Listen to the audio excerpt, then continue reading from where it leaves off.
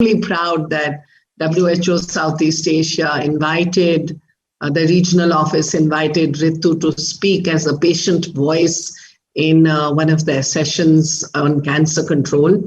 And I think this will also, in a way, help everyone understand how important patient voice is and how important our survivors are in actually taking forward that patient voice. So Ritu and I, with your permission, would like to share the presentation with you together. While the project itself that we conducted is bias, stigma, and empowerment among the survivors as well as the girl patients, under this, we very interestingly did a research project, a survivor-led research project.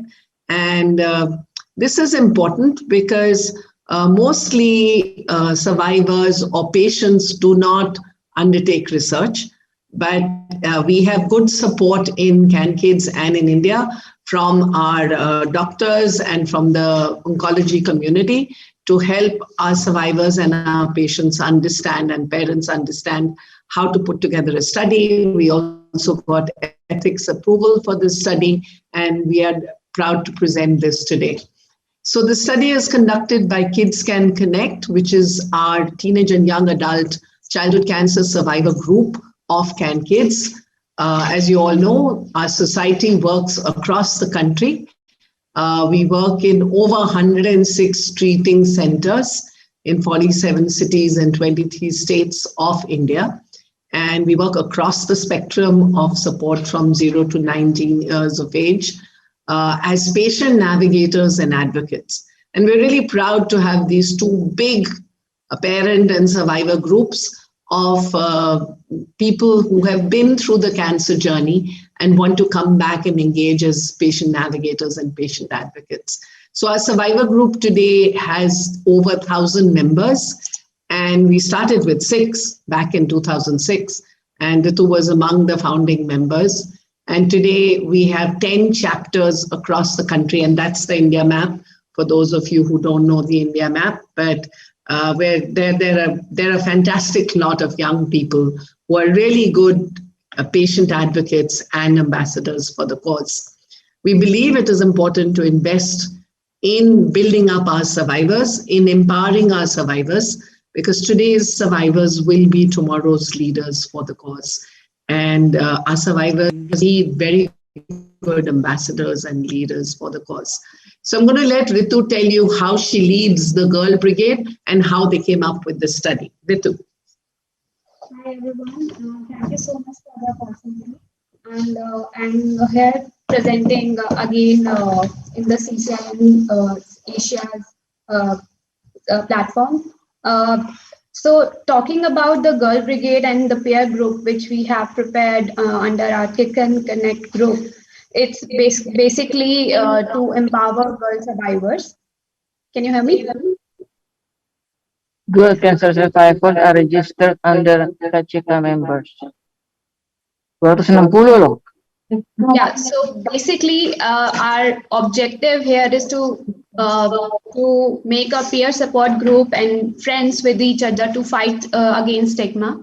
And we have like 260 girl survivors across India under our case group, under which we have, mentored, and we have also, gathered 48 girl cancer survivors to be on Girl Brigade as a virtual group on WhatsApp to lead this and fight this against stigma.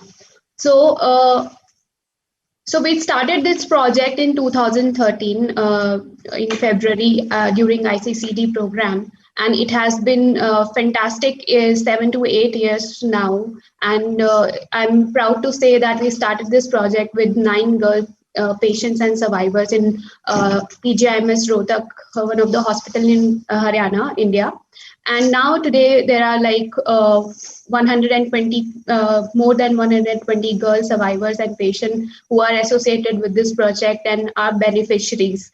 So the main perspective and objective of this study and project was to, to observe and act upon gender inequality, myths, stigma raising peer support group and raising motivational level amongst girl cancer patients and survivors.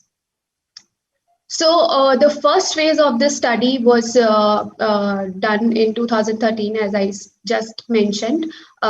This was basically started in Feb 23, where we talked about and see why there is a gender inequality, and that has been observed in the group of patients amongst there in Rohtak. So we talked to the doctor and we get into the database, and we actually saw a lot of gender inequality in the society there.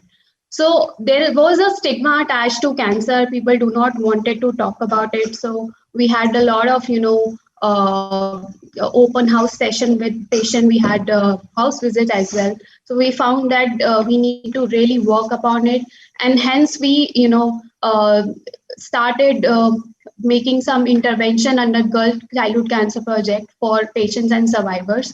And under that intervention, we actually provided holistic care, awareness, advocacy campaign, girl child forums, etc. And the Girl Brigade was one of the initiation that time as well. And talking about the second phase, which we are right now presenting, it is, we started in 2019, and it was about see what we have done so far in last 5 to 6 years. It was a second phase, and really to evaluate our work, compare the gender ratio between the diagnostic we have done for girl cancer patients and survivors, to see what are the barriers they are they have faced pre-cancer, during cancer treatment, or post-cancer.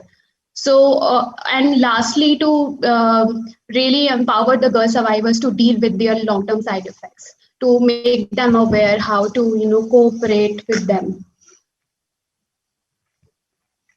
So what were the objectives of our study? The objectives were firstly to understand the reasons for this gender inequality. Why are more males coming for treatment than girls? To see what we can do to fight cancer stigma in our country. And again, cancer stigma affects both boys and girls, but can we do something about fighting cancer stigma by addressing the stigma when it comes to our girls? And finally, to see what was the role of empowerment for both the girl patients as well as the girl survivors. So what was our hypothesis? The hypothesis was that there is a gender bias. We have observed it. There is gender-related stigma in India and perhaps in many other countries in the world. But in India, at least, we saw that fewer girls were getting diagnosed or getting appropriate treatment, or more girls would not complete treatment. There was more abandonment with the girls. We also saw that stigma and bias caused real challenges for female childhood cancer patients. And also our survivors faced stigma and bias, our girl survivors, more than the boys. And they struggled more than the boys once they got well again. And our third hypothesis was that if we empower the patients, the survivors, and their parents, this will lead to better health outcomes for the girls. And this is something that is universally recognized by the United Nations, by UNICEF, and other bodies, that once you actually empower the patients or the survivors, that will actually improve the health outcome and quality of life for them. So this was our study group. There's me, a survivor, Ritu, Sitara, survivors, Jennifer, who used to work with us at that time, Ankit, and then we had 2 interns, Ria and Tarini, who came and worked with us. And Dr. Vatsna helps us with a lot of the research and setting up the research and the data and everything. We had this team that we set up. We set up the study with 5-point Likert scale questionnaires with a lot of 104 questions on demographics, barriers, stigma, and empowerment. There was a cohort of 100 girl members who we recruited. We only wanted to do the study with our own members, our own girl survivors, to see that over the 5 years that we actually provided the interventions, what difference does it make, right? And these members were enrolled from within our own database and had received support services as well as what we called empowerment activities from the organization. The survey was implemented through 6 girl child forums across the country, where there were girl child patients, survivors, and parents who came for the forums. And we got all ethical clearance and consent from all eligible participants and parents before we conducted this study. I'm going to let Ritu tell you a little bit about the forums, because the forums across the country were conducted by Ritu and other survivor leaders. Ritu. So in 2019, when we were into this second phase of the study, we decided to reach out to all these girls throughout 6 cities in India. And there were 6 forums which we have planned, and under which 83 girl cancer patients, survivors, and their parents participated. And I personally, seen a lot of factor during the forum, which I would like to share with you all. That there was a curiosity between girls cancer patients and survivors to know more about what is happening with them during the cancer treatment. What was the psychological factor and physical factor and emotional factor, and how they can improve on them. And then they wanted to be around some friends who are like themselves, and we wanted to be in a peer support group. And they had a lot of dreams and aspirations which they wanted to come across and wanted to share with each other, wanted to have the knowledge, wanted to have that kind of career path, and wanted to excel in their lives. And I also seen a lot of courage to achieve them. So I saw a lot of there are 3 set of people, if I divide the forums into. So one was the patients who were very curious about, yeah. So the first set of group was girl cancer patients who were feel more comfortable going to hospital and completion of their treatment, because they wanted to know more. As I just said, that they are very curious to know what is happening with them.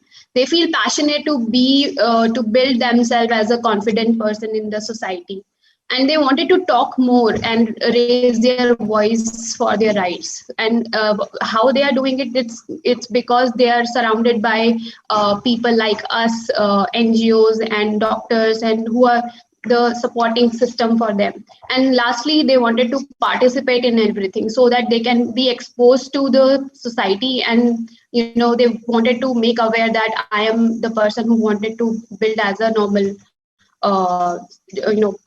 society person. So the next set was basically. So the next set was girl cancer survivors and the community around, which actually was more open to welcome them to talk about cancer and stigma and biases, because they wanted to know more what actually has happened to them, and wanted to get the knowledge about cancer.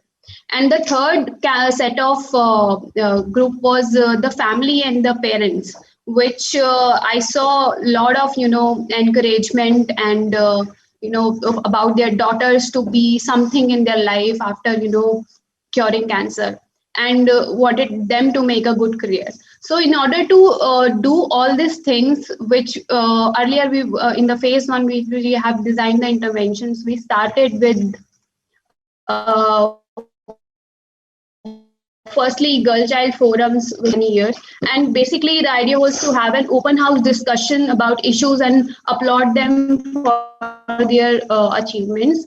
Secondly was giving them employment basically. So we have set up a leadership program and fellowship program and internships in Cancase to give them a chance to work on their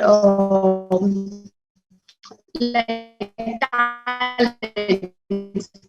And we provided exposures, like more than 20 girl survivors about their stories, sharing their journeys. And then we had a free training session and free courses which we have organized for them. They had to they actually shown the learning abilities. So we been to a lot of corporates and other institutions, and they have shown us that they wanted to participate and collaborate with us for these programs.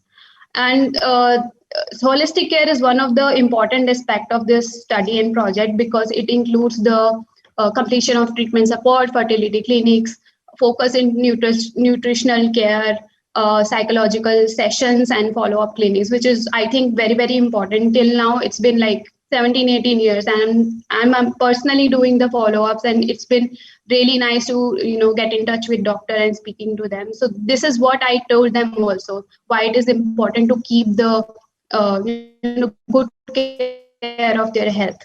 And lastly is the Girl Brigade, which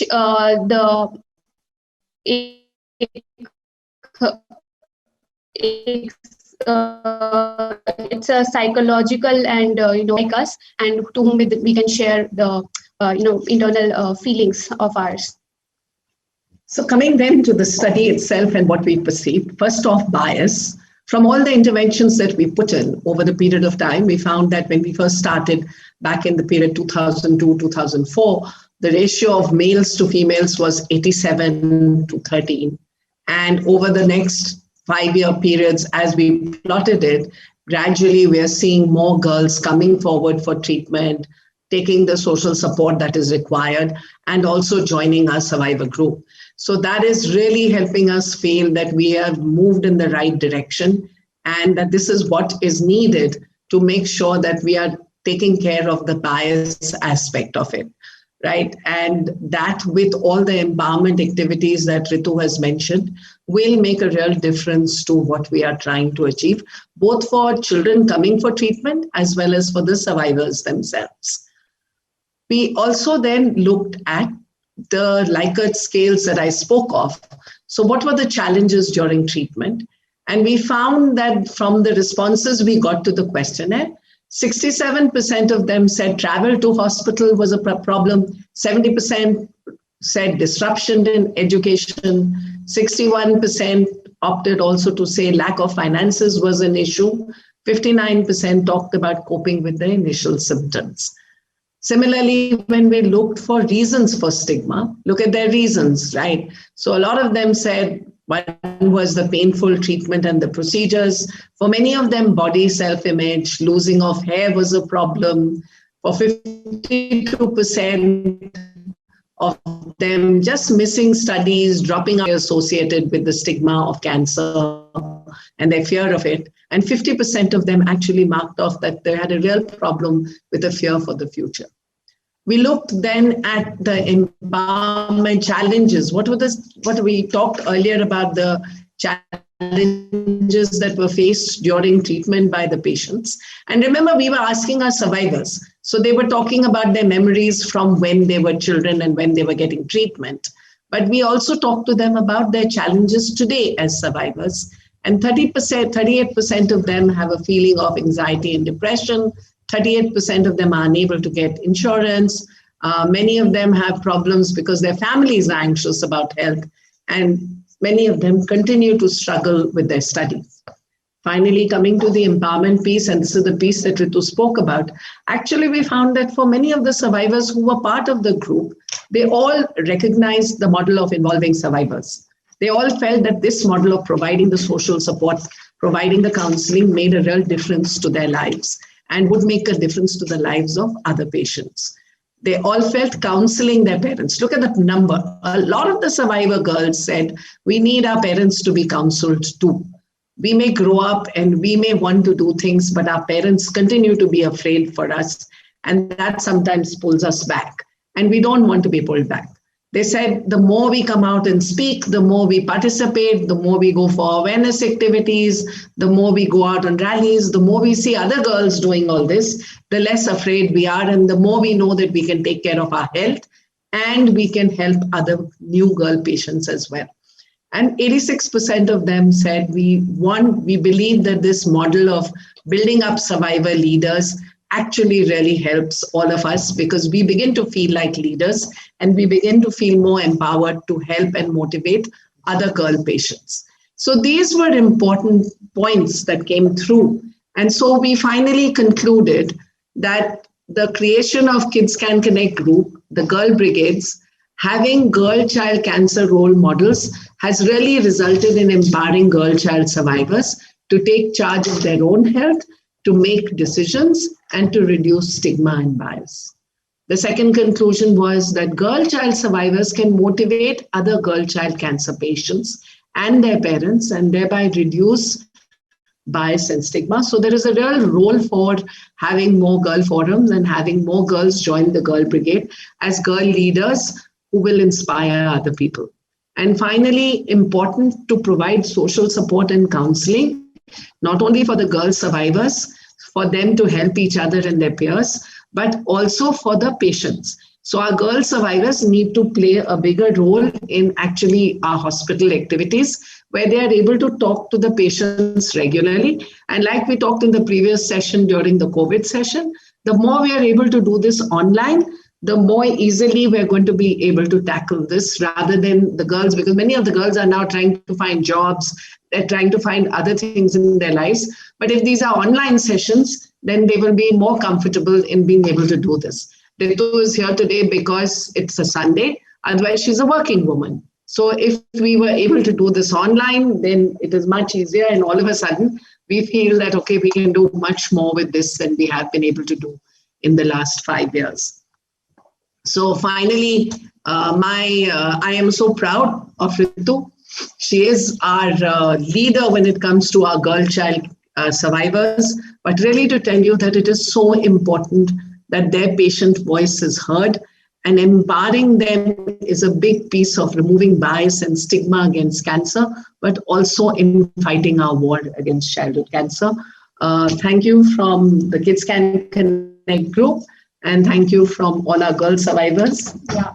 And thank you so much for giving us opportunity. We look forward to talk more about the gender inequality in perspective of childhood cancer. And we look forward to have more collaboration on this project with you all.